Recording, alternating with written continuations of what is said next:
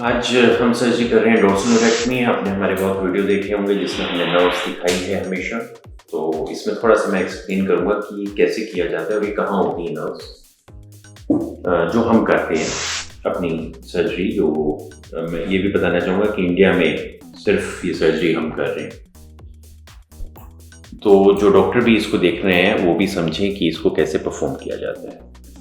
जो डोर्सलोरेक्टमी है उसके लिए जो नर्व्स होती है, जैसे हम स्किन पे इंसिजन लगाते हैं, स्किन को हटाते हैं तो उसके नीचे फेशिया आता है। फेशिया कॉमन लोग ऐसे समझ सकते हैं कि मेम्ब्रेन होती है सफ़ेद वाइट कलर की, बहुत लूज होती है।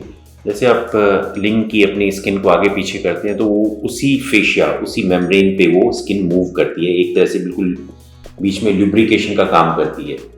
तो अगर आप कोई भी इंजेक्शन लगाते हो तो अगर किसी ने, जैसे किसी ने पी शॉट कराया तो उन्होंने देखा होगा कि जब हम इंजेक्शन लगाते हैं तो फूल जाता है वो एरिया। वो इसलिए फूलता है कि वो मेम्ब्रेन बहुत ढीली लूज होती है, उसके अंदर वो सलाइन और लोकल एनेस्थीसिया चला जाता है और वो फूल जाता है। तो वो पहला फेशिया होता है जिसको डार्टोस फेशिया कहते हैं, डॉक्टर्स के लिए काम आएगा, उसको डार्टोस फेशिया कहते हैं। जब हम ये डोर्सलोरेक्टमी की सर्जरी कर रहे होते हैं तो जो हम इंजेक्शन देते हैं सुन करने का, वो वहीं पे देते हैं।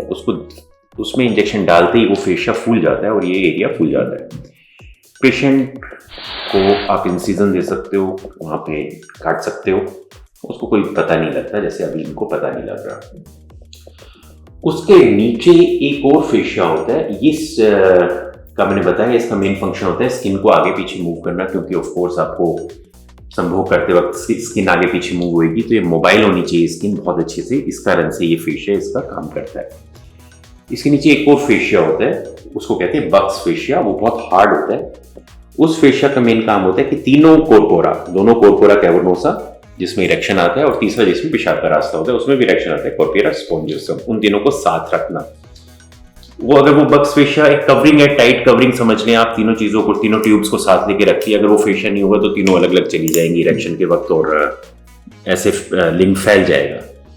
तो वो एक टाइट मेम्ब्रेन होती है जिसको हम बक्स फेशिया कहते हैं, उसको भी कट करते हैं।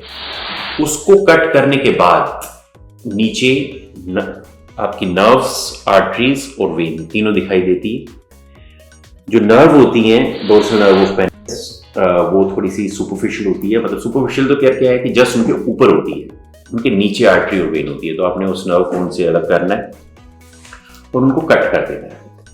वैसे मैंने बहुत बताया कि 2 नर्व होती है, लेकिन जैसे आगे जाके वो ब्रांचेस दे देती है तो उसमें 6 से 7 नर्व, 8 नर्व भी निकाल सकते हैं। जो हम इंसिजन देते हैं वो थोड़ा सा नीचे की तरफ देते हैं। उसका फायदा ये होता है कि आपका पीछे के जो लिंग है उसमें सेंसेशन रहती है, सिर्फ ग्लैंड्स पे सेंसेशन कम होती है। उसको नर्व्स निकालने के बाद आपको जो बक्स फेशिया यानी अंदर वाला फेशिया, उसको सूचर करना होता है, वापस जोड़ना होता है। क्योंकि अगर जोड़ेंगे नहीं तो उसकी इंटीग्रिटी खराब हो जाएगी, तो वापस जुड़ जाएगा तो वापस से फिर कोरपोरा को अच्छे से टाइट से पकड़ के रखेगा और फिर आप उसके ऊपर स्किन और डार्टोस फेशिया को क्लोज कर देते हैं। वो सब है ही, टाके गिरने वाले होते हैं, टूटने वाले होते हैं बेसिकली। 10 दिन बाद आप इसको अपने आप से छोटा कर सकते हैं, वो अपने आप टूट जाएंगे और सेंसेशन आपकी धीरे धीरे कम तो हो ही जाती है और फिर टाइमिंग कम बढ़ने में थोड़ा टाइम लगता है।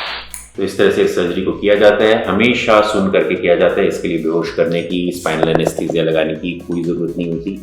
आराम से पेशेंट इसको बियर कर सकता है, उसको दिख भी जाता है, नर्व्स भी दिख जाती है।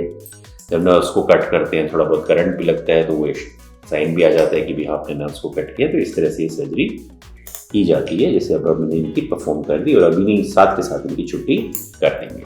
सेफ सर्जरी है, किसी तरह का कोई साइड इफेक्ट नहीं होता और बिल्कुल कोई इसमें कोई कॉम्प्लिकेशन वगैरह होने के कोई चांस नहीं होते।